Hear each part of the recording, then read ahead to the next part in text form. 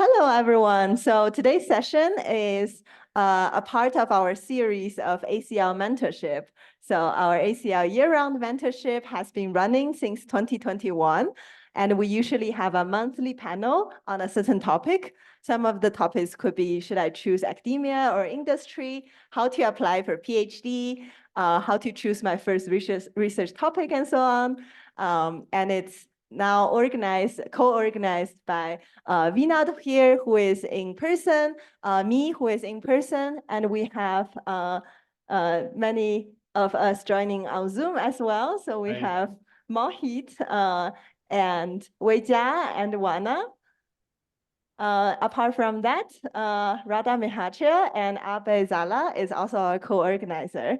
And each of our session also have guest panelists joining us. So today we have Muhao Chen and also Annie Lee from the Zoom. Annie is in a sort of special situation. She's on the way to, she's probably in the airport, but still very kindly supports us by Zooming from the airport. So how the session usually goes is that each of us starts with a 30-second, 1-minute intro of who we are, which career stage we are in, and what topics we're usually familiar with. Then we open the question to all of us, and just feel free to tell us what you are concerned about, and we'll try our best to help. I think we can rotate maybe one online introduction, one in-person introduction. Maybe we can start with Vinod and then Mohit, then Muhao, then Oana, and then me and Weijia. Sounds good. I can use this. Hi everyone, my name is Vinodkumar Prabhakaran. I go by Vinod. I'm a staff research scientist at Google. I used to work a lot on computational social sciences before joining Google, using NLP techniques and machine learning in general to understand social disparities along race, gender, and so on. But at Google, I work more on questions around fairness, ethics, transparency kind of questions, largely looking at how these social disparities get captured in our AI, ML, machine learning, NLP models, and how we can mitigate them. And one common overarching theme for my work has been cross-cultural or global considerations in thinking about AI in general, but specifically responsible AI and the values that guide interventions there. So I'll stop there. That was hopefully less than 1 minute. I look forward to chatting and answering any questions you all have. Great, awesome. Thank you, Vinod. Then we connect to Mohit. Hi, everyone. Can you hear me? Yes. Okay, great.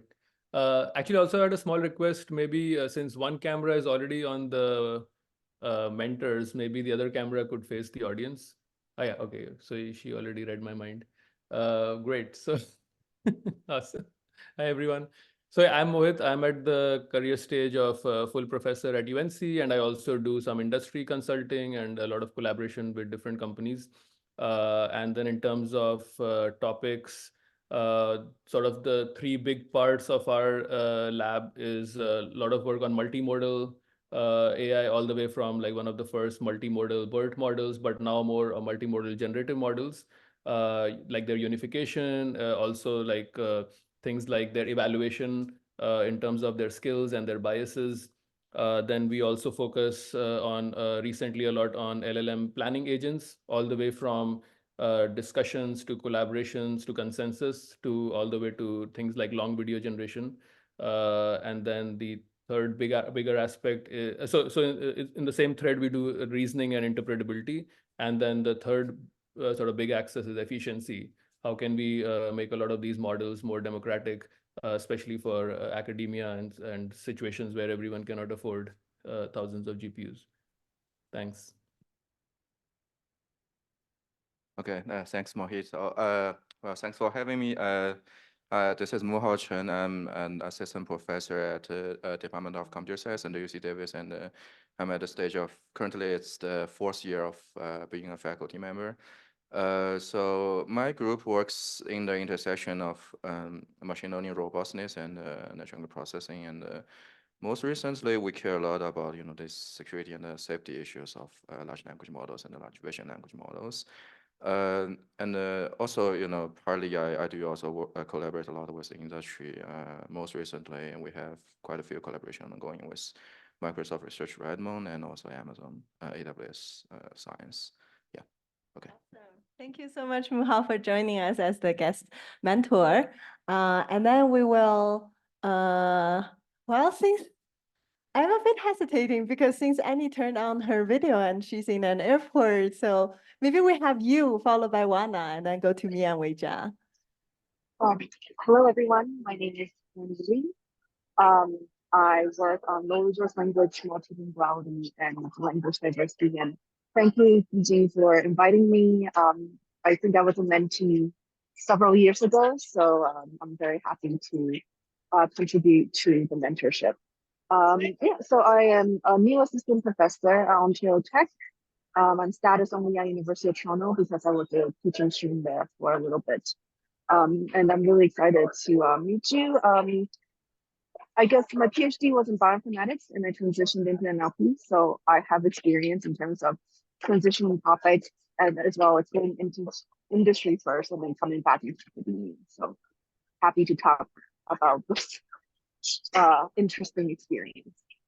Awesome. Thank you for joining us, Annie, with your diverse perspective and experience. Now we move on to Oana. Hello, everyone. Yeah, I'm Oana Ignat. I'm a postdoc at the University of Michigan, and I'm also gonna start in September as a professor at Santa Clara University. And my research interests are multimodal, so working with vision and language. I work mostly on data sets that are culturally diverse. Also looking into models that work well across different income levels, different cultures, languages, and so on. And I'm also interested in inspiration and creativity. So yeah, that's kind of a short summary of my work. I'm happy to be here. Yes, great to have you, Oana. So me and Weijia. So I am a final year PhD, potentially incoming professor soon. And I work on causality for NLP, and especially with responsible AI applications. Great. And we'll move to Weijia. Hi, everyone. I'm Weijia. I'm a PhD student at University of Washington. For my research, I mainly work on augmented language models and responsible AI. In particular, I'm interested in building language models that can interact with external world and knowledge securely and robustly. I'm very happy to join the session today. I've attended a similar mentorship session when I was undergrad, and I learned a lot from it. So if you have more questions after the panel, feel free to reach out to me. Awesome. Thank you, Weijia, and thank you, everyone. We have a super strong pool of mentors now for you. And maybe before we start, for us to also get to know you better, maybe feel free to, we can have a raise of hand to show where in the career stage are you. So for people who have are before PhD, let's say undergrad, gap year, master's students, maybe raise your hand. Great, awesome. We have a majority of people. Not sure if it's also on the Zoom or if there are mentors on the Zoom. If you see votes, let us know by show of hands. Then for people who are already like from first year PhD and after, maybe still during your PhD, raise your hands. Okay, great. We have around 40% of people in person. By this, is it true that nobody is postgraduate in the room or any postgraduates or? Okay, cool. So that's roughly the demographics. Cool. We also listed as our starter questions by estimation. There might be a lot of people interested in how to apply for PhD and so on. So we do welcome those type of questions. And also if you're here at NACO browsing different research topics, maybe you're curious about how do you choose your research topic? Or if you're already fixed on your research topic, if you want free advice on how to make the next novel idea on your existing area, also let us know. So we will open the floor for, let's say, if we have in-person questions, you can get the microphone. or we will start from online questions while people in person can prepare for a bit. Okay, so we will start from online questions. Let me see. Cool, great. I raised a question about how to apply for PhD, but I probably wait for you to raise it if that's your question. So we'll probably start from the next one. The second question is about how can I balance my research in computational social science and NLP as a PhD student without losing focus on NLP, given my advisor's focus on CSS. So I guess it's a question about interdisciplinary things, how to balance between NLP and that X. This X here is CSS, but we could also talk about it generally. I think I'll start responding to that because I have been a computational social science. I still identify as a computational social scientist. Yeah, I haven't. I mean, I'll start answering the question because I don't really have like a clear answer to what is asked, because I haven't really faced with this particular question of like how to balance it, because I've always felt like NLP is like the method that I'm using to answer social science questions, and that has always been my approach to the research. And but I think if you're interested in sort of like also making contributions to NLP community, it's important to sort of like send those like methodology papers to NLP venues so that like the innovations or like whatever contributions you're making to the NLP methodologies like do get like vetted and peer reviewed and published and shared in like venues where like that's valued, as opposed to like just submitting the computational social science venues, which are maybe workshops or other venues such as like ICWSM and like many other sort of like more computational social science oriented venues, or maybe even social science venues, right? There are like general purpose journals that you can submit to. But if you want to just sort of like have that identity and have that like contributions to NLP be sort of like strong, like make sure that like the methodological part, like whatever your new contributions are, be published there.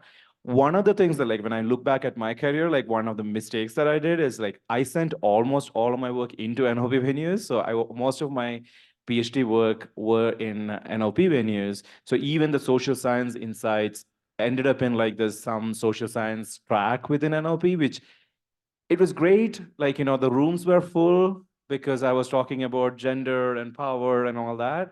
My talks were always well attended, but nobody kind of like, it was not like the active research area for NLP at that time. So it ended up just like many of the papers just like stayed there. It was like this shiny little thing that you see at the conference, but the people don't really like pick that up because that's not an active place where like power or gender was like kind of studied at that point in time. NLP was not the venue for that. Later, I found out that like it's important to send the social science insights from my work to actually social science journals, that they can also vet the work more. Like they can give more criticism and like, you know, make the work much stronger and situate it in with those literature. So that may be a good strategy to have. It seems like this particular person who's asking the question, that part is covered. Like they seem to be more focused on social science venues, CSS venues, as opposed to NLP venues. That was a long-winded answer. I hope that there was some shred of like answer there that was useful. Awesome, awesome. And also for online mentors, for us to see like who is a fit for which question, especially because different questions are for different expertise. Feel free to raise your hand while the in-person mentor is speaking so that we can switch to you in the next speaker to answer the question. Yeah, based on my background knowledge, maybe only some of us touches CSS plus NLP. Oana, or yeah, but feel free to raise your hand if you feel a question is a fit for you. And we will, in the meantime, get one more in-person questions if people have any things you wish to ask. Yes. Maybe introduce yourself and then yes. Hi, my name is David. I just finished my master's in computer science at University of Toronto. So right now I'm interested in doing a PhD, but I already know that I don't want to get into academia then. I would like to go to industry. So what do you advise? Someone else answer first and then I'll go. Any thoughts from online mentors before we go to Vinod? Or people with internship experiences or students who have internship experiences?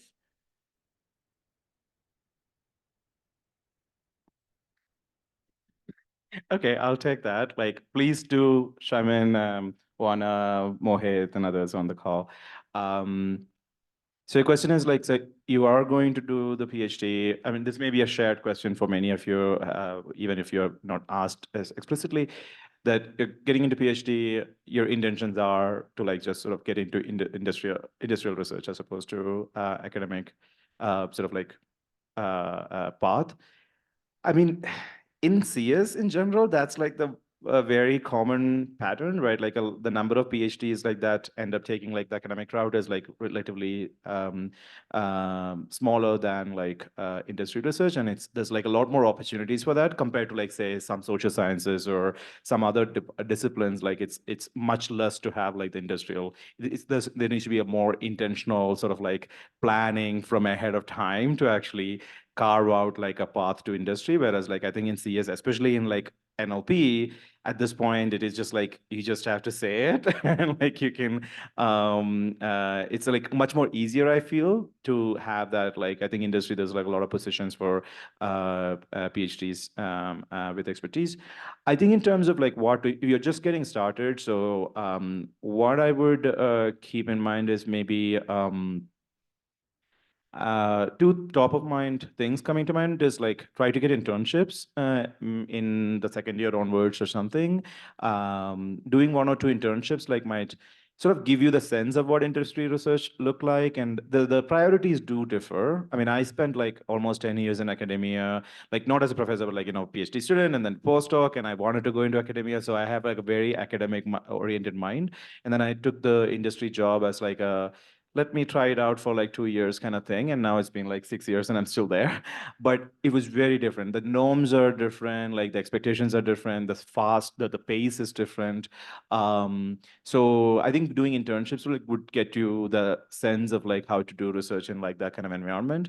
Then second thing is like maybe choosing research projects that are like have some industry relevance.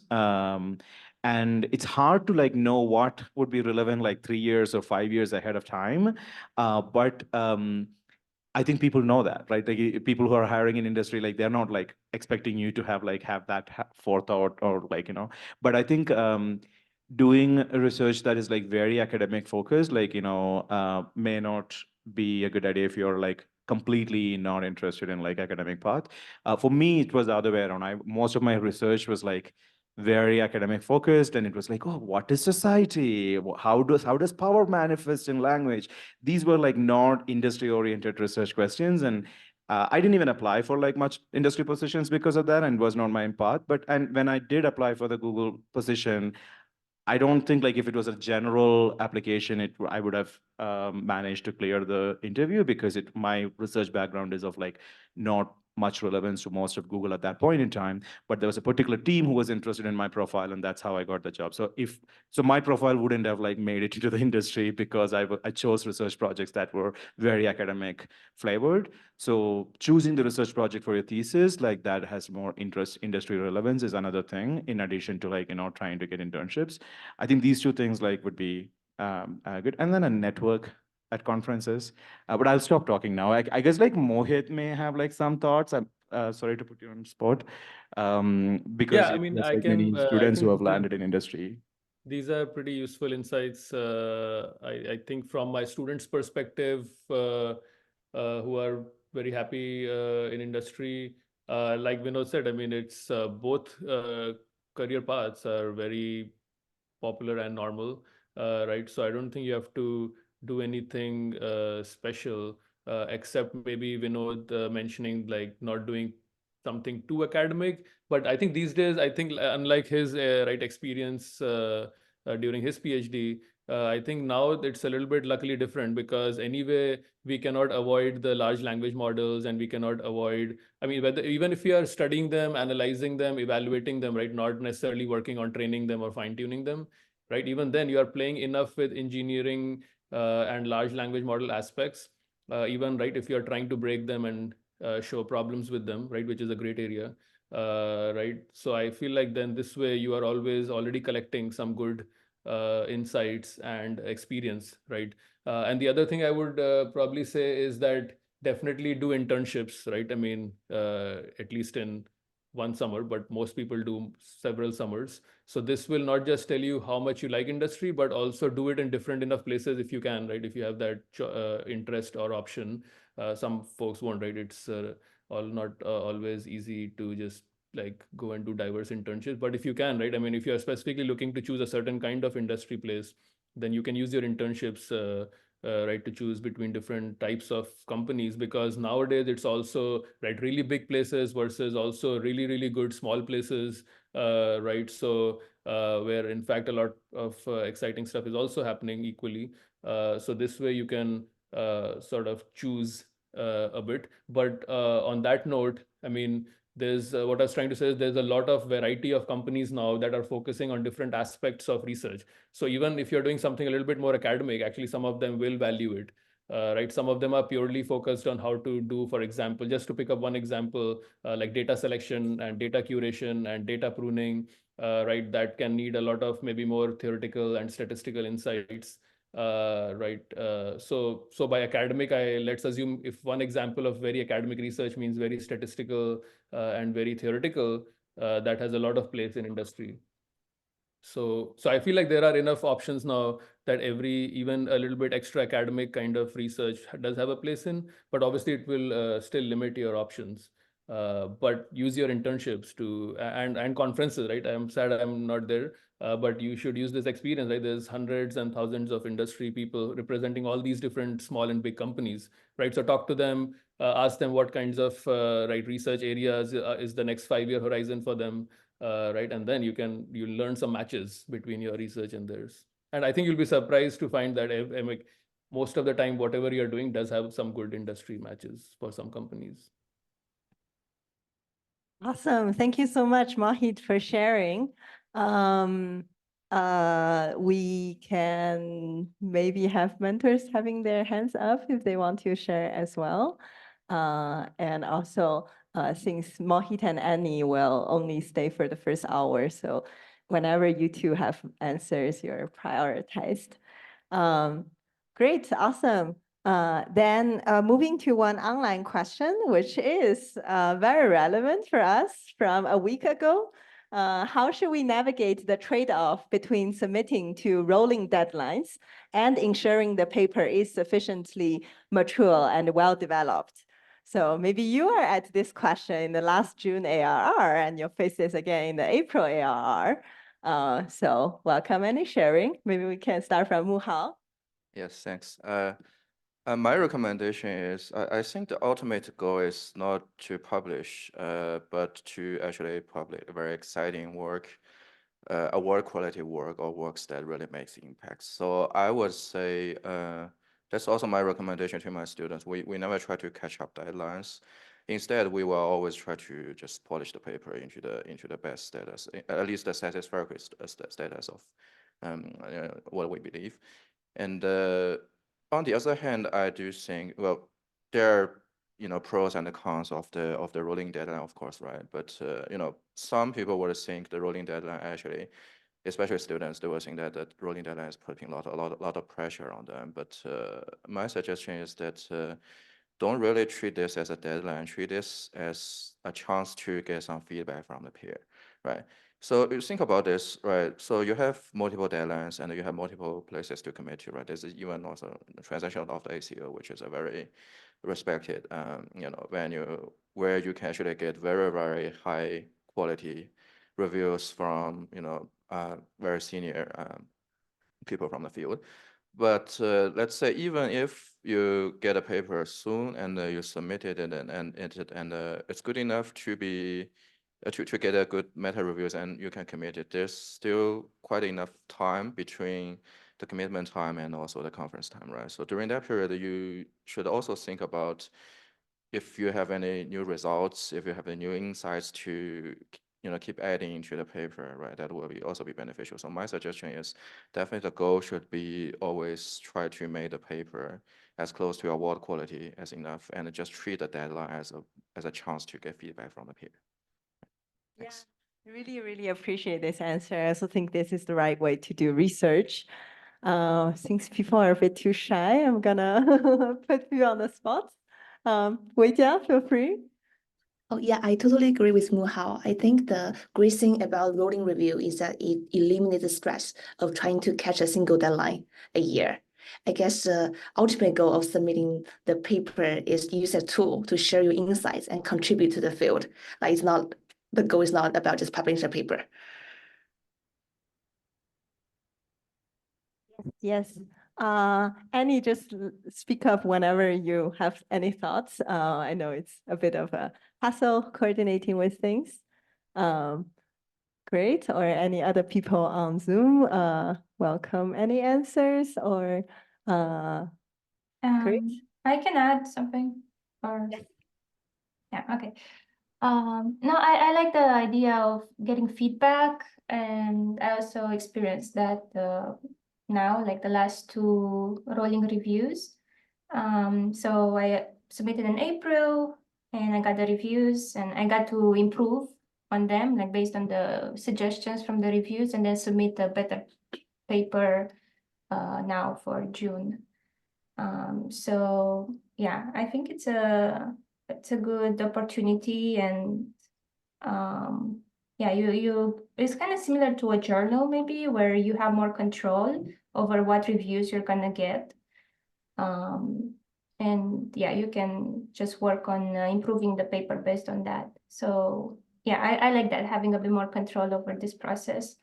And also I use those rolling review deadlines as motivation to work harder to arrive to the deadline. But again, it's not without really sacrificing quality. Yes, yes, I totally feel you. And then like also a big thanks for reviewers who continue to review the same paper multiple times because it requires their continuous commitment. If we as a community can sustain us, then we're basically putting reviewer as a role between a judger and a co-author who give us feedback. So it's really nice that the ACL community cultivates this very friendly, cooperative mindset between us. Great. Any personal questions, in-person questions about your career path? Any pressing questions? Yes.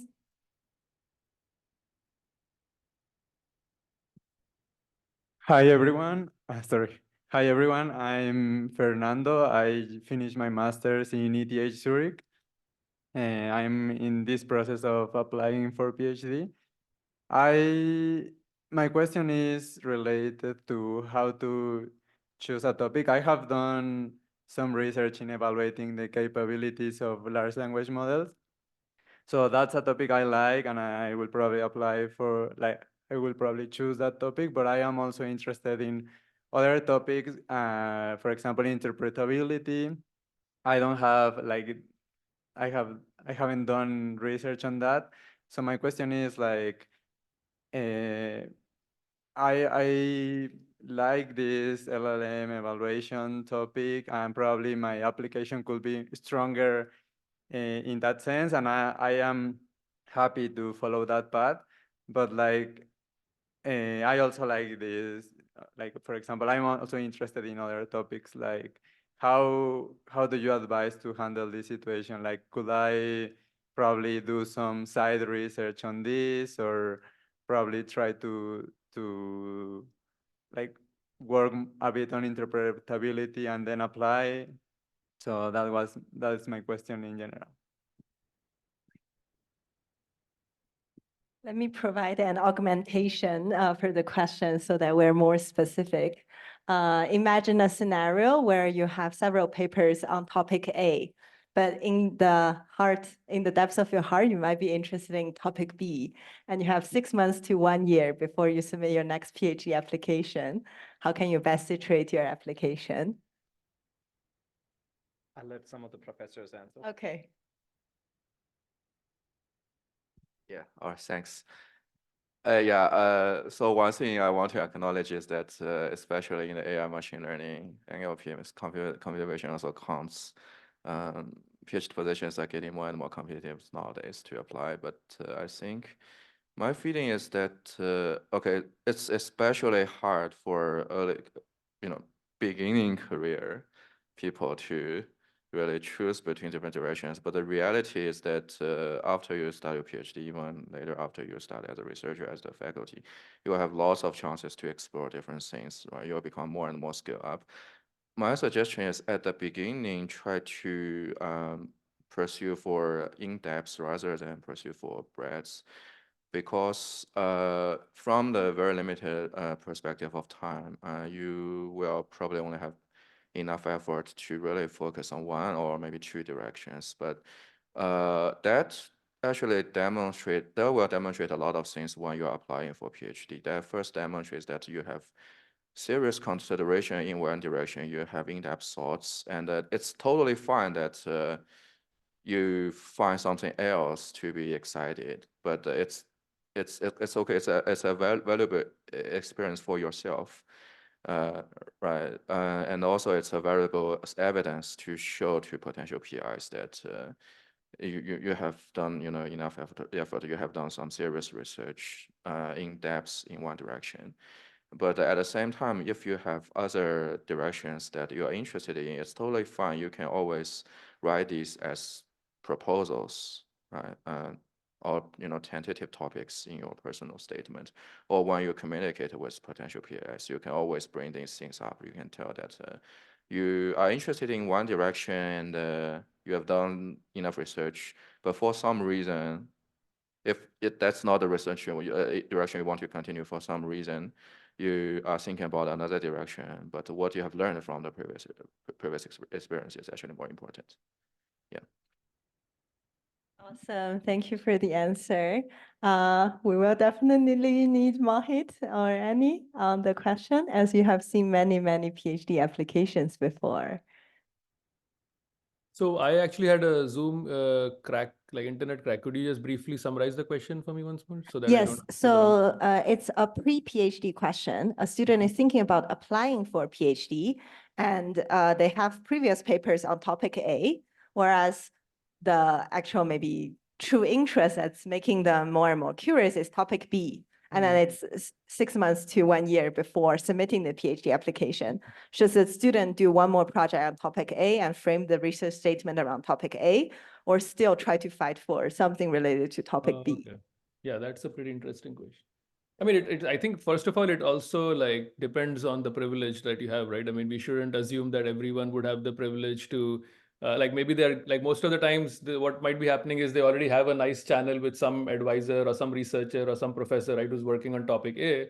So then like it depends on whether they have access to some mentorship right for topic B. But even if not, and they do at least have the independence, right? If not the mentorship, right? So it all depends on this privilege of having the independence and the mentorship. But suppose they have a little bit of both, then I feel like, yeah, I mean, most good sort of admission committees, right, will definitely not penalize for that because they've already proven that they can do research, right? So they've proven that aspect, right? So if they already have some right technical reports, even if not papers, right, or archive submissions or workshop papers is a great way to get feedback, right, and talk to people on one topic. They've already shown that they can do the whole process of research, right? I mean, the best advice I tell students is to read a lot of papers, right?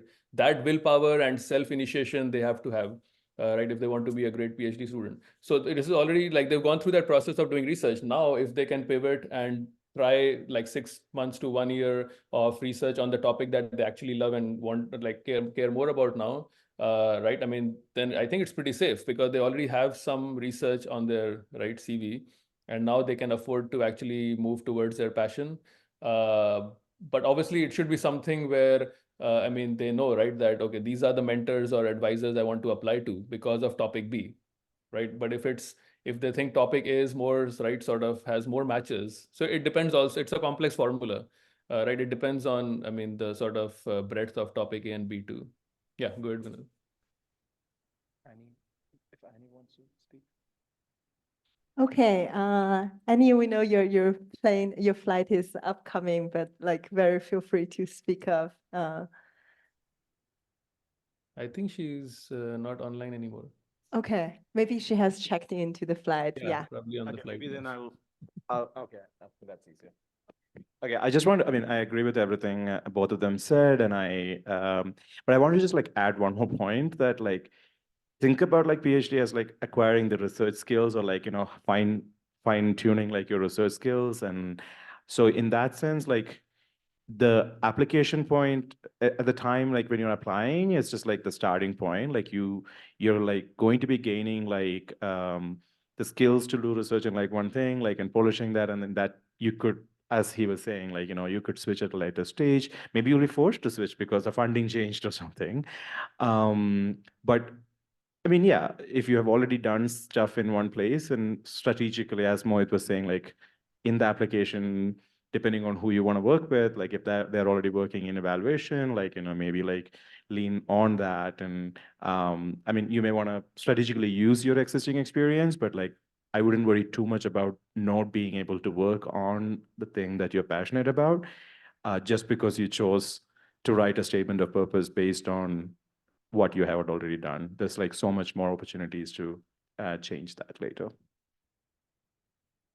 Awesome. Great. Then we'll have the next question trying to involve every panelist. Let me frame the question in this way. This is an online question motivated here about cultivating mentor-mentee relation outside of university and so on. So maybe we'll start with a poll for people who are here and for people who are online. Raise your hand if you think you already have a mentor who you feel like you could chat for 1 hour a week, and then this person can give you sufficient career advice at your local place. Okay, wonderful, wonderful, great, awesome. Raise your hand if you feel like you want an additional mentor or like this pressing need, especially establishing relationship with someone out of your local reach, either increasing diversity or just provide a different perspective. Great. Oh, awesome, awesome. Interestingly, our poll, just to summarize to the online audience, is that a lot of people have a local mentor, but they're interested in exploring additional research direction with another one. Yeah, I guess given this one, and given that all of the panelists might have been mentors with people from our own places or remotely, maybe welcome anyone to share. It's about like, from our side, it's about what type of mentee would you accept out of your university? From their side, it's about how can they impress people and form this relationship in a steady way. Sure, thanks. Yeah, it's a particularly interesting question to me because I started my PhD in 2014, but I started working in the area of databases and logical programming. And basically, that was not a time where we had a lot of deep learning for NLP things. But after a year, basically, partly due to the first internship I did, I decided to switch to more like deep learning and natural language processing thing. But my advisor, who retired 2 years ago, a great logical programming person, he said, if you want to switch to NLP, it's okay, but I'm not an expert of the field, so you should look for whoever can help you. But that was also the time when UCLA, I got my PhD at UCLA. UCLA didn't have an NLP faculty until my 4th year when Kaiwei joined.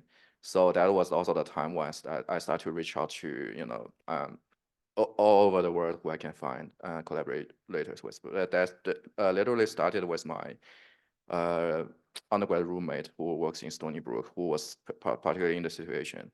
But generally speaking, I think this kind of collaboration, you find some expert, so you find some external expert. Of course, working in the industry, that there may have some restrictions between university and industry, but that's something you need to be careful about. But that's probably a different topic.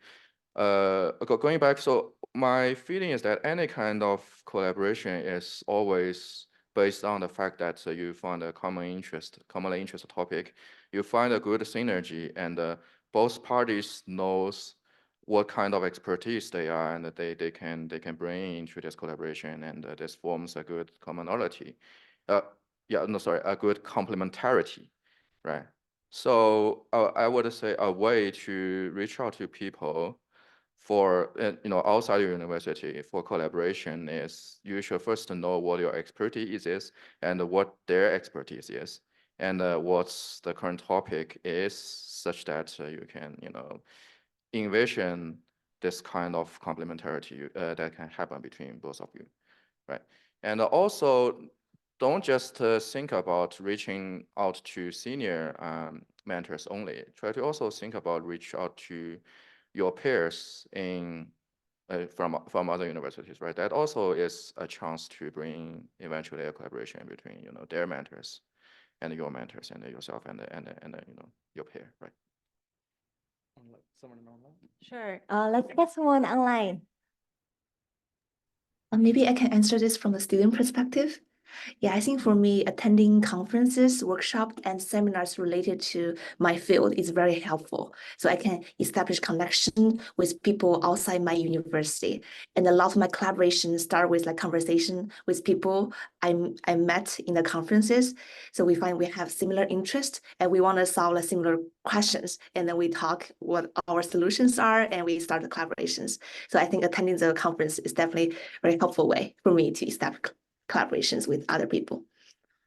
Great, just a follow-up extension. Are any people in the audience like have conference-related reach out questions or online? Like, do you feel like, have you connected with people with synergies with you, or are you like, oh, I'm still in a bit shy stage, and then any advice on connecting to people at the conference? Or I'm just thinking about extending the question, but if you are all good, very well connected, and it's also fine. I'm going to ask that question differently. How many new people have you? Okay. Have you met like more than 3 new people in this conference? And it's the 3rd day? Yeah.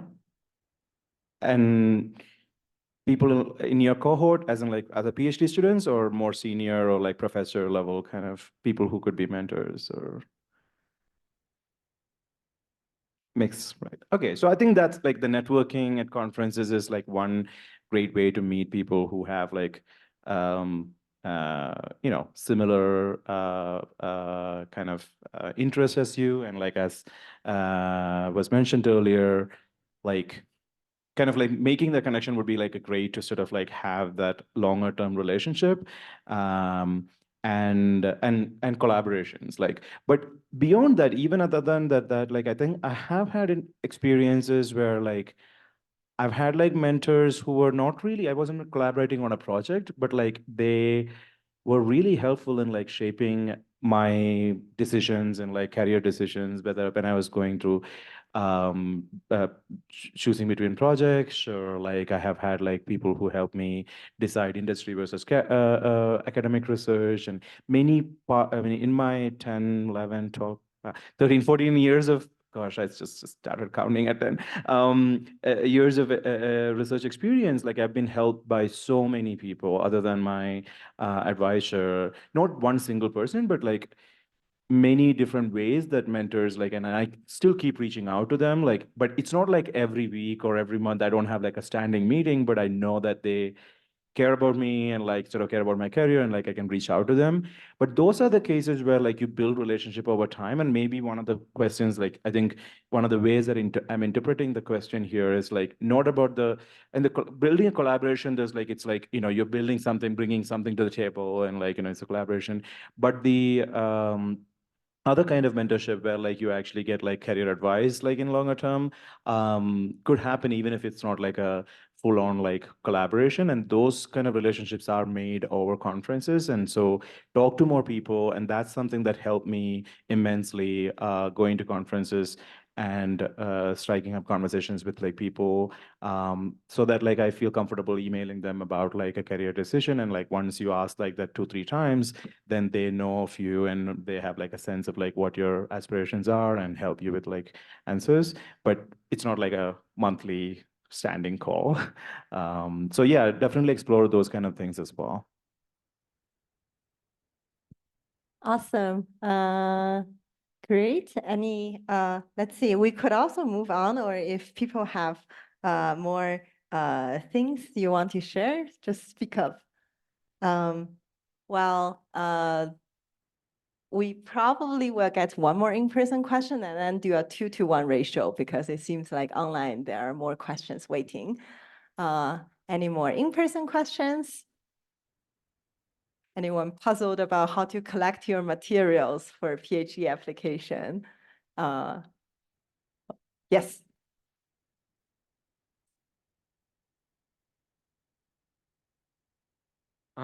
So I was wondering, like, it seems like pretty much like all of the research topics right now are related to LLMs.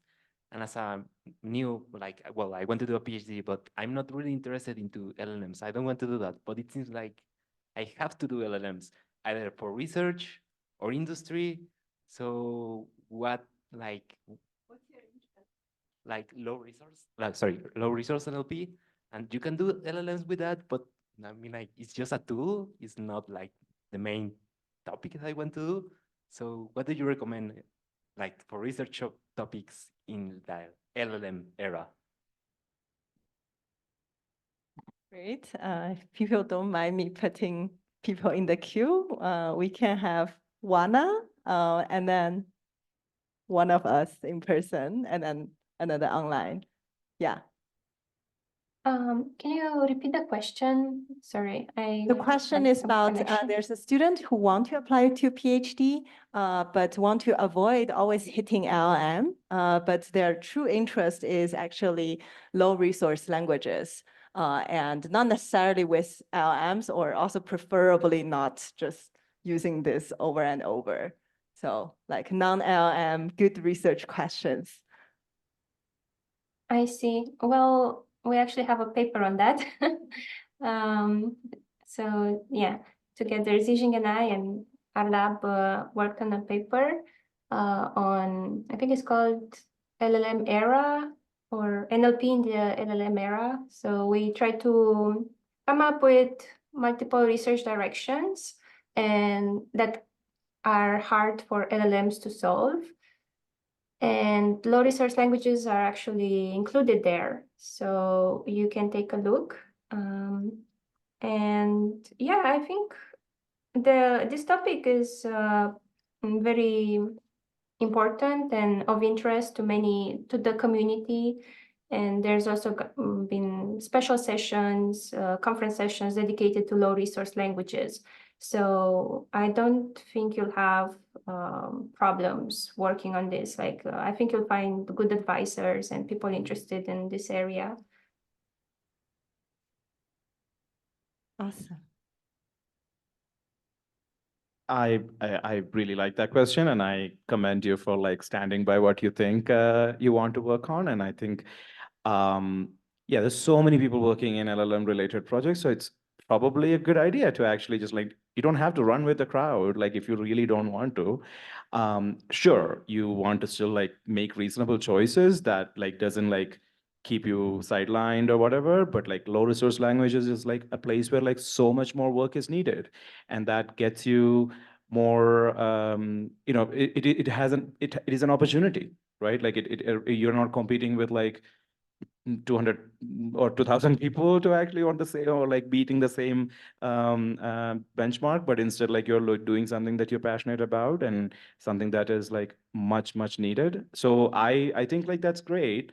But you need to find, I think it is easy to say that, because like funding options is so many other things depend on like whether the keyword LLM, I mean, it won't like, I mean, they're not rule-based that way, but still like LLMs do get like open like a lot more avenues. So, I mean, but like, yeah, I think keeping the general passion for like what you're actually trying to do is like most important rather than like running behind the current keyword, because like by the time you graduate, like it may not be LLM. Like I don't want to say anything, but like it may not be LLM. Like so you don't. I mean, 5 years ago that was not the case, right? Like now the field is in a very different stage than what 5 years ago people could have predicted. One thing that I would also say is that I mean, I work in LLMs, like in evaluations and stuff. Like, so I have like, even though when the deep learning movement happened in the mid 2010s, like I was like, kind of like, I don't really want to get on that bus. I'm going to just stay here and like do my computational social sciences. Whereas like now I do enjoy like kind of engaging with these models in evaluation kind of context, because like that I feel like a lot more passionate about. And then also like using these technologies for like other use cases like these LLMs in specific, like, helping language communities, like, language education. I was seeing the talk recently about like how these LLM-based like approaches like would help like kind of like language communities to preserve like low resource languages. And so there's like so many other ways in which like LLMs could be useful in that sense as well. So just like, keeping your options open there, but like, making reasonable choices in that. Awesome. Great to make the best use of people who have time pressure. We will move on to the next question and prioritize Mohit's answer. So the next question is about how to deal with roadblocks and negative results in research projects. And as we have surveyed, we have maybe half of the audience who are before PhD. One of them asking the question is a rising junior. For them, how do they overcome setbacks in their research project? Another half of us are PhDs who are doing papers. Then how to deal with negative results? So should I go ahead? Yeah. Okay, great. So yeah, I mean, first of all, I mean, that's why it's called research, right? So I mean, if it's just like, I don't want to go into the weird joke about research, right? I mean, you search and you repeat the search, right? So research, but I mean, so there could be two answers here, right? Depends on, again, the exact details of what kinds of negative results these are. I think a lot of them could be actually very fascinating on their own, right? So that's what I was saying. I mean, I guess related to the previous question also, right? LLMs, like the question asker themselves mentioned, is just a tool, right? So you don't, I mean, so a lot of the papers, for example, that we write, which are more method related or evaluation related, are agnostic of whether it's an LLM or a diffusion model or autoregressive, right? So I mean, that's like one way to make your research more interesting and also not block or only make them work on LLMs, which is bad, right? Because like in 1 year or in a few months, like LLM, like something else might be more right, popular or better. So in general, it's good to have research that's independent of like one or two exact specific models. And then related to this, like is the negative results point, that a lot of good research about LLMs is also about saying where they are bad and weak at, right? Which in some sense, again, related to the previous question, helps you promote what other solutions might be needed in the community, right, which LLMs cannot handle. And I mean, we don't have to obviously think about LLMs as like all kinds of LLMs, but specifically the LLMs, right, that would be used, say, for example, in low resource NLP or or like language revitalization, right? These kinds, we've done some work also on that, right? I mean, that negative result itself becomes a very interesting paper that, okay, like the current best state of the art is not useful for certain kinds of tasks, right? Or certain kinds of situations, or even out of domain, or generalization is a big topic right now.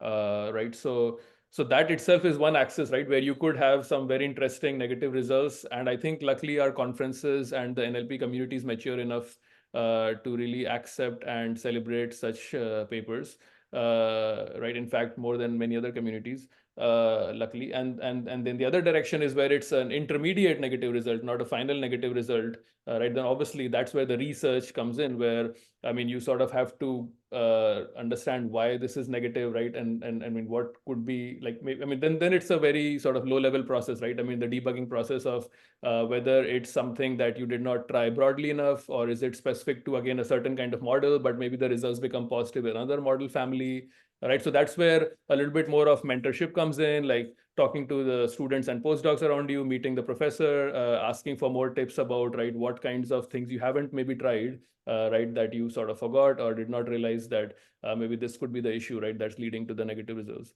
So that's why negative result papers are tricky, right? Because in summary, like you have to really make sure that they're not false negatives, right? They have to be true negatives, right? So that's where the sort of the ending point versus intermediate point comes in. If it's an intermediate negative result, then probably you just need to make sure that you've covered enough ground to make sure that it's a true negative. And if it's a true negative, then it's definitely most of the time an interesting paper on its own. Yeah, so to echo what Mohit says, definitely nothing is guaranteed to work, right? But well, it's understandable that negative results and roadblocks are, make people feel struggling. So yeah, let's start from prevention, right? To prevent from things that do not work, definitely I would say starting from the point that you brainstorm, maybe with your advisor or collaborators, don't immediately pick something, then immediately work on it. Usually my students, like, especially the senior year students, we like to brainstorm and think about sometimes, 5, 6 ideas. Then we think about their, risks, their, whichever is promising, whichever is not, then rank them, and eventually choose the best one to work on, right? That sort of help preventing, negative results. Then when you are doing research, if you really see those kind of negative results, of course, you need to make sure they are really negative. There's nothing wrong with your experiments, right? So do sanity checking. But after that, when you are really sure that this thing doesn't work out, my recommendation is do a well documentation. You try to document all the observations and try to find the insight about why this thing is not good enough for that problem, or why there's some kind of shortcoming of the hypothesis you are proposing there. But however, it's totally possible that this chance of negative experience will immediately help you in the next research. For example, let me just talk about one research one junior PhD student in my group did. So 2 years ago, she started her PhD, and she started with things about the noisy and the learnability. We kind of walked around in that area a little bit, but well, then that was like a maze. Eventually, didn't really come into an exciting enough shortcoming. However, later, after half a year, we looked into another problem about backdoor defense, and immediately we just realized that the denoising technique, which didn't help us out in the first research topic, is actually very, very helpful in the second topic. So definitely during your PhD study, during like 4 or 5 years or 6 years, depending on the program requirement, right? You will have chances where you see those failure cases. But I would say, as long as from the brainstorming perspective, this topic is meaningful, it's most likely that it will lead to valuable learning experience about at least a specific methodology, a specific technique, which didn't work out, but sometime it will work out. Right? Yeah. I really love the answer. Like they are like setting the research topic so that a positive and a negative result are both publishable, like Mohit mentioned, or before the research already evaluate the possibility of success in it from literature, from your previous intuition, from enough discussions. And also, lastly, there are transferable skills out of any successful or unsuccessful ones. Another note, if you are the first type of like pre-PhD people, one little valuable thing is it's better if you have a mentor who can write about your negative results and how you stay still very devoted and resilient, even if you don't have that publication on your CV, but your recommendation letter shows how good you are. Yeah, I do want to get a bit diverse view because I know Weijia's research is also has a lot of engineering components and very interesting insights. Yeah, I think for me, when I have negative results, I talk to my peers and my mentors. They help me to, they offer a fresh perspective on my results, and they help me to pivot to a different direction sometimes. And then we can start from there and thinking of like related research direction. And I think the other thing is like I agree with Muhao's perspective on documenting all the negative results and try to find what causes the failure. And this is a very good learning experience. Yeah. Yes, thank you so much, Weijia, for sharing. We will move on to the next question, and hopefully we can address maybe 3 to 4 more questions before the half an hour of this time. So the next question I have here is, let's just switch the role. There is an undergrad student who have taken ML/NLP courses and is a novice in paper writing. How can this person navigate the way to start the first paper? So it will be background equals course, but not previous research experiences. Yeah. Any suggestion on that? Sure. I will start with some questions. I'll start with some intuitive answers.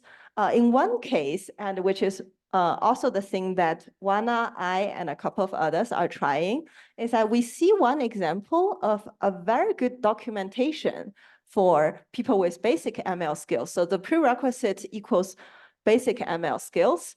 Then the documentation include a 2 to 3 week reading and coding experience. Then starting from forming a research question, getting all the components ready, and perhaps there could be a paper out of the range of 6 months to 1 year. But it could be that for some research directions, we can together share some research guide for people to start rolling in the process. But maybe there are also some other ideas as well. I also understand, as Muhao mentioned, that nowadays there are way too much competition. So maybe many of us will have the feeling that when we cold email a famous researcher, they might not have the time to reply to us. Then what is the way to start our first project? Yeah, it's a good question. Yeah, indeed. So lots of competitions. I receive emails from undergrad students almost every other day, I would say. I think since the question is about, since the student just have taken the ML and NLP courses, so then in that case, not necessarily just a novice in paper writing, but also a novice in research. So I think in that case, the situation, I would recommend do several things. First, okay, this would sound a bit crazy to some people, but I would say if you know this potentially topic you're interested in, but you are fresh undergrad, you would want to read like 50 papers in that direction. That will help you really understand the status quo in that direction, so you can have some rough idea. That will help you get some good conversation with the potential PI. And also, sometimes the PIs are very busy, but it's also to reach out to PhD students, right? Some of my PhD students also get some collaborations in this way. Also, in my understanding, there are some charitable opportunities in that it will a very case by case. In our university, we have some official undergraduate research fellowships, or research practice programs. So look for those opportunities and write up, after reading, let's say 50 paper in that direction, write a short proposal and apply to that program. Usually these opportunities will help a lot for you to pair with a potential PI. And I almost get 1 or 2 students every year from that program. I would say this is actually a most direct, most effective way to actually get involved into the lab research. Yeah. Yeah, thank you for the answer. Maybe we have one online answer as well from either Oana or Weijia. Yeah, I can say some things from my experience. So recently I worked with an undergrad student who kind of cold emailed me, but I could see she looked at my profile and she had the same research interests as me. And I said like, okay, I'm gonna give it a chance. I talked to her, had a Zoom call, and then she mentioned that, yeah, a paper that I was actually interested in continuing to do cross-cultural work. And I felt like because we had such common interests, I really felt excited to work with her. And it worked out. So I think instead of emailing professors, maybe you have better chance if you email postdocs or PhD students in those labs, because they're usually more, like, I think they have more time to respond to emails, and maybe they're more on the lookout for mentees. And they usually have maybe projects they want to work on, but they don't have enough time because they have to focus on their thesis or other things. So yeah, I really recommend you can try emailing students in these labs, and especially students that you feel like your research interests are, you have matching research interests with them. Yes, I feel like very resonating with Oana's answer on the research match side. I also reflect on my own email replies. If a person presents a pretty well-prepared research proposal, or it's halfway through the research that is really overlapping with my previous paper, I'm very likely to say yes and keep getting enrolled in that project. Other than that, as Oana has mentioned, a lot of us see, like, let's say, from the novice to a successful professor. And usually within this, there are a lot of other people in the middle with different experiences. I started a series of my successful research project when I was a novice and reached out to a third-year PhD who helped me a lot. And then in the middle, you could also see other senior undergrads who have published their paper and is willing to help you because their career stage is also closer to you, or some postdocs in the middle, or research scientists, and so on, others. So just be aware of the spectrum of people with different experiences, apart from different time window allotted, allocated for reach outs and helping people. Other than that, I think that's also one of the spirit that our mentorship program want to gap. So here you have a direct communication chance with us, who are relatively farther on the research path. And also, like, we have the Slack channel, and we do also hope bottom up, maybe among you yourself can also find in a distributed way some people who are closer to your career stage and who can help each other. Yeah, another note is that you're also very welcome to share your stories to us, at least here at this ACL, this NACO, and previous ACL, and so on. I met students who actually find their mentor through our events, either from the panelists or from like other attendees and so on. So really welcome connections.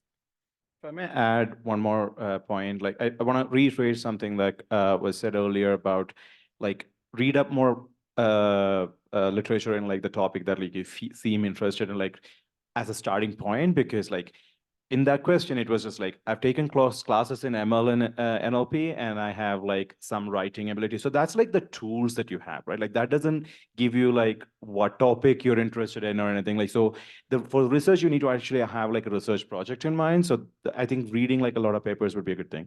Another thing, in addition to everything that is mentioned here, like cold emailing people and like, or like, PhD students, another thing you may want to consider is like there are maybe communities of like students themselves, like grounds up communities that I've seen, especially for marginalized like regions or like kind of like people from like different geocultural regions like that are underrepresented in like, various conferences and all that. Like they have like their own communities. Like, so if you have exposure to like such a network of students, a ground up student effort, a ground up such communities, try to like join their Slack channels. Like I know, for instance, like in Sub-Saharan Africa, there is the Mazakane NLP group. Like there is like this like very active Slack channel where like people pitch ideas, they come together, work on projects.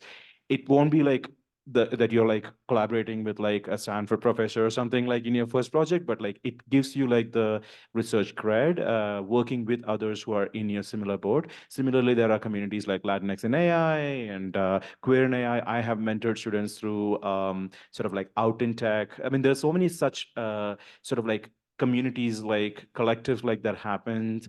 Also, there may be like kind of like meetup groups in your city.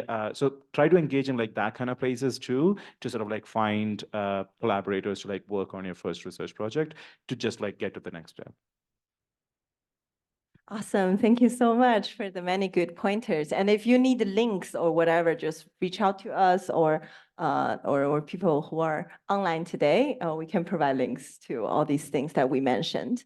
Lastly, since we're 12 minutes before ending, I'm going to read one last question, but I also want to communicate that the way I organize questions I might not have read exactly your phrasing, but all of our answers have covered the questions that I see, and then we will just go to the last one. But in the meantime, if you feel like your question is not exactly addressed, post a new one on Slido or raise your hand in person, so we cover yours as well.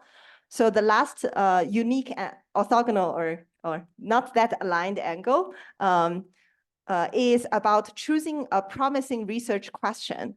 So the exact framing of the question is like, what are some general checkpoints to think about when choosing a promising research question as a beginner in the field? I'm gonna connect this also in the context of another question. One of the other question is a person starting to do their first year PhD, and that person is thinking, what should they do, let's say, 4 months before formally starting? But I guess a lot of them could be too prepared for the promising research question to address. Yes, Weijia, go ahead. I think it would be a bit hard to choose a promising research question as a beginner. I think the first 2 years, I would recommend exploring different fields, direction, topics, and attending seminars or reading groups that cover these topics. And you will find out what's the most exciting direction you are interested in. And after getting more experience in the field, you may have better sense of what would be like good direction you want to pursue. And another important thing of choosing promising research direction is maybe you can think of what would be the impact of the work you can solve the question, and like open sourcing your paper and code, and also would be a good contribution to the field. Yeah. This is not turned on. Great. Oana, I saw you unmuting yourself. We'll have you, and then followed by Vinod and Muhao. Yes. Okay, thanks. Yeah, like Weishia's answer, I agree with that. I think it's a complex problem, finding a problem, a research question. And especially as a beginner, I think at that stage you like to read more. I personally found survey papers really helpful because a lot of times these survey papers also show like the current state of the certain research directions and also what can be done to improve. So questions like research questions that you'll probably be inspired by. And yeah, I think also when you choose this, it's based on your own motivation and what motivates you, what you're interested in. So I feel like that's really a big part of research. Ultimately you want to find something that you're passionate about and you want to research more. So you can also think about your own interests and what motivates you. So I would start with those 2 points. Yeah. I really agree with all the intuitions, as we mentioned, like different axes, your own interests, which I mentioned, impact of the research, and also maybe later on a data-driven understanding of what's unsupervised learning about what research project emerge as a good one. Just one little sharing before we get a more comprehensive answer. So this summer, I start to read best papers and the reason why they're selected for best papers. That's a bit supervision signal for you to understand good research as well. Thank you. Yeah, I mean, I agree with everything that's said, but I'll just like take this question answer a little bit slightly differently, in the sense that I'm gonna anchor on like that checkpoint word in the question, as in like, how do you know when like things are actually going in the right direction? Like, so you choosing like the topic is you choose based on your passion, you choose based on like understanding the lay of the land by taking the survey papers and all that. Like, but once you choose like when you how to start, like more logistically, like what are the kind of like approaches that you may want to like take? I don't have like clear cut, like sort of like, this is like the way to follow, but like some general guidance or like things that I would recommend is like, don't try to just like do all at once. Like sort of like if you're working on multilingual, if you want to, if you have a question about like multilingual capabilities of something, don't do 20 languages in your first experiment. Start with 3, see if your proof of concept like works out with that, like within that, like start small, get your proof of concept like kind of thing. Like that's a good checkpoint to see if your idea is actually, if it's not like landing in the first 3, maybe sure, if you expand into like a 20 languages, maybe it would have. But if you try 3 and like in 2 languages, your idea actually worked, then you can scale up, right? Like, so this is like something that like a PhD advisor would advise you in your first year when you're like doing your research. But if you're doing it on your own, this is like a good sort of like start small, do proof of concept, like even in like, sort of like computational social science work or like ML modeling work that I used to do. I often used to like, if I have an idea about like a particular feature, I'll do the training on like 1% of the data rather than like kicking off the training, waiting for like 3 hours to like see how that worked. I just like start things on like 1% of the data to get a trend of things before I actually scale up and like put more compute resources and more of my mental energy into an idea. So that's one thing. And then other thing, like, and I would say like, it's not like a solution or like approach, but rather a way to know something is like, there are 2 situations like that can arise. One is like you get stuck, as in like you have an idea, it's just like you tried all these different things and it's not like moving. And when to know not to like spend more time on it. That's a hard decision, because if you really like your idea, you may want to just like keep going at it. But at some point you have to learn to like let go of the sunken cost and sort of move on to a different idea. And I don't really have like a suggestion of how to know that. But yeah, that's like, that would happen. You will have ideas that may not work. Just know that like at some point you have to sort of like let go of like the sunken cost and move on. But then there's also another possibility, which is a good possibility but bad for you, is that you have this idea, you're working on it, and then you see a new archive paper, somebody else like did it, and like publish a paper or put it on archive, and you're like, that's like from some like big lab somewhere with like so much resources and so many engineers, and they did that, and you're just like, this is what, and this has happened to me, and it sucks when this happens. But take the good part that like you had a really great idea, that like some really a big lab spend like so much money and engineering power to like do that, and this was your idea. So that gives you a signal that you are in the right you have like right ideas. And like, even if this idea you didn't get to put your name on it, it just means that you're in the right direction, and you just like think harder and think more, and like there's going to be many such ideas that you feel scooped. That's okay. Like, you have to sort of like be okay with it. Like, but that is a good signal that like you're actually thinking in. So that's a different thing where like you have to then pivot. Like if somebody else have already done it, going and improving it by 0.2 percentage points is probably not worth the energy that you'll put into it.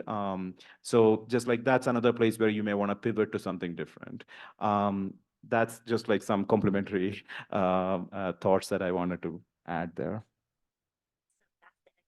Yeah, I want to elaborate from a perspective, let's say a new PhD student just joined the lab. So that counts as a beginner, right? So I think there are a few things they need to do, right? The first thing is really you need to first talk to every member in the lab so you know who they are working on, right?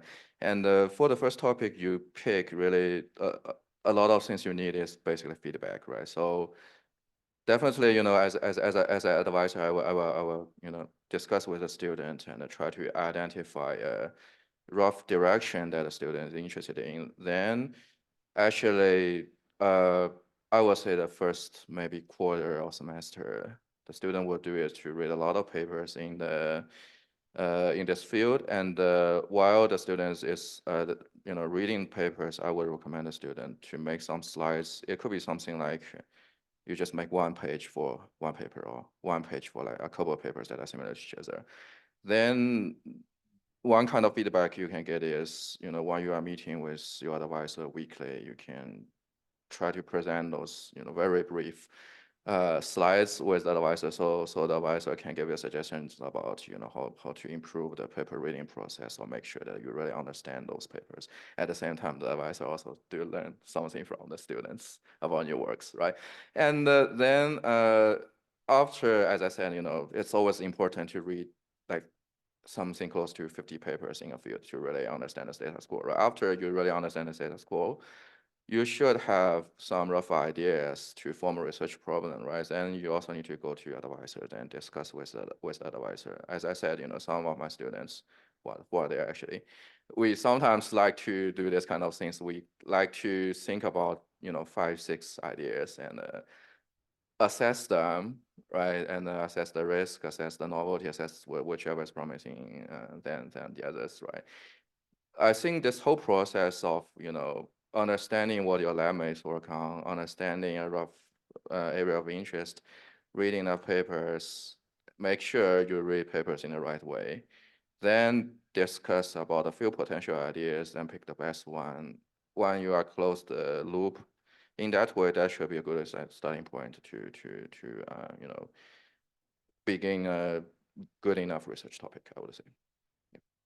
Thank you so much. I learned so much from Muhao, Vinod, Oana, Weijia, and Mohit's answer very much. One last suggestion would be, I also see it promising for students before they work on a field, finish a survey paper, which completes reading 50 papers, plus you have a publication based on your understanding.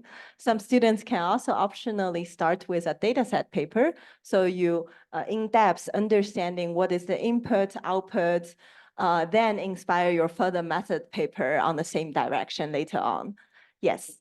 With this, I hope we have addressed most of the questions, and we would really love that if we have covered things that's relevant to your career path, and if anything does a little change in your life, that's just the best use of our 1.5 hours today.